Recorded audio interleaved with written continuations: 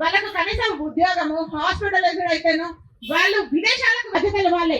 మనం ఎవరికో 5 లక్షలు 10 లక్షలు తీసుకుపోయి ఇచ్చే స్తోమత మనకు లేదు. కాబట్టి కనీసం మనము 5,000 కోట్ల రూపాయలతో రెడ్డి కార్పొరేషన్ ని సాధించాలి అన్న లక్ష్యంతో ఈడబ్ల్యూఎస్ ని పూర్తి స్థాయిలో అమలు చేసే విధంగా మనం పనిచేద్దాం.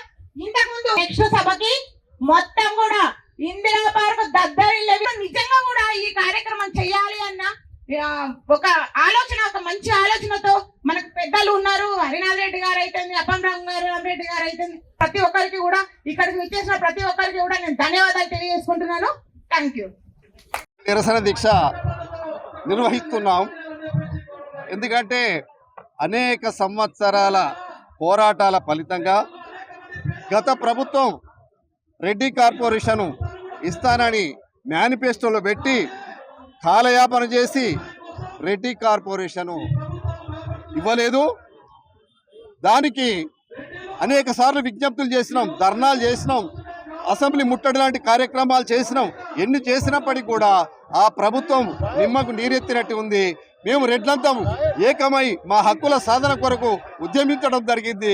గత ప్రభుత్వం ఓడిపోయింది. ఇప్పుడున్నటువంటి ప్రభుత్వం 100 రోజులలో రెడ్డి కార్పొరేషన్ ఇస్తానది రెడ్డి కార్పొరేషన్ కేబినెట్ ఆమోదం చేసింది.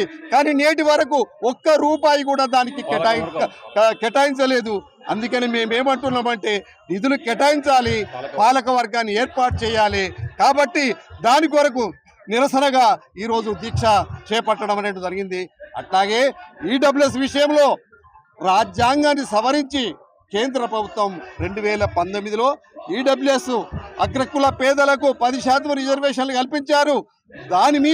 దాన్ని రద్దు చేయాలని అనేక మంది కుట్రలు కుతంత్రాలు చేస్తున్నారు. కాబట్టి ఆ కుట్రలు కుతంత్రాలను ఎండగట్టాలి, కుట్రలు కుతంత్రాలకు వ్యతిరేకంగా ఉద్యమించాలనేటువంటి ఉద్దేశంతో అట్లాగే ఈడబ్ల్యూఎస్ జాతీయ స్థాయిలో ఒక కమిషన్ ఏర్పాటు చేయాలి, దాన్ని రాష్ట్ర స్థాయిలో అమలుపరచాలి. ఈడబ్ల్యూఎస్ అన్ని పేదలకందరికీ కూడా అది వర్తిస్తుందా లేదా అనేది కమిషన్ చూసుకుంటుంది.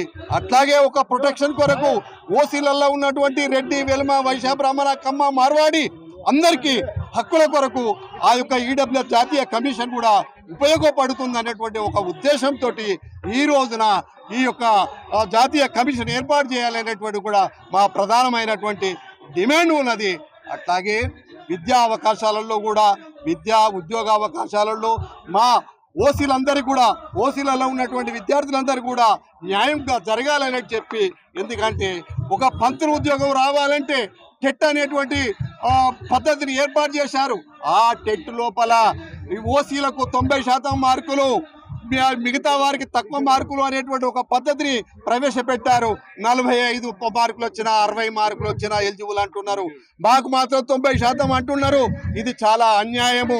పిల్లలకు ఇటువంటి పంతులకు వాళ్లకు ఎక్కువ మార్కులు రాకపోతే, వాళ్ళు మేధావి వర్గం కాకపోతే పిల్లలకి ఏ రకంగా చదువు చెప్తారు?